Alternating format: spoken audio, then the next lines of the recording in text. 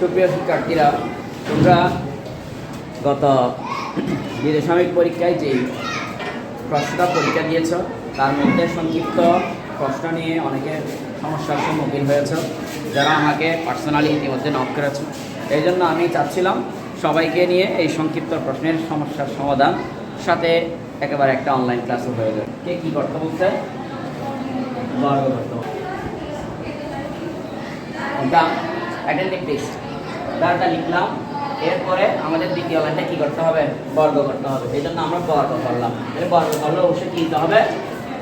স্কয়ারটা দিতে হবে। ঠিক আছে, এখন আমাদের মাথায় রাখতে হবে এটাকে যদি আমি এ ধরি, সাধারণত এটাকে যদি বি ধরি, তাহলে কি হয়?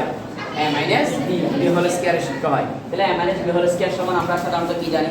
এ square minus B plus B square. Okay, fine. বললাম bx কে যদি আমরা কি ধরি? এ ধরি। qy কে যদি কি ধরি? বি ধরি। তাহলে সে অনুযায়ী একটু বি সেকেন্ড একটা যাচাই করে দেখো তো। a square minus 2ab plus b square. a square minus 2ab plus b square. ঠিক আছে কিনা? মিলছে? প্রত্যেকটা মিলছে? একটু যাচাই করো না। মিলছে? 2ab হ্যাঁ q স্কয়ার। বুঝা গেছে কিনা? প্রত্যেকে একেবারে ভেরি সিম্পল। এগুলো অনলি 2 নাম্বারের জন্য আসে। তাইলে p এর উপর s স্কয়ার, x এর উপরও কি s স্কয়ার। এজন্য যারটা তাকে আলাদা করে কি করলাম? দিয়ে দিলাম। এগুলো পাওয়ার বলে।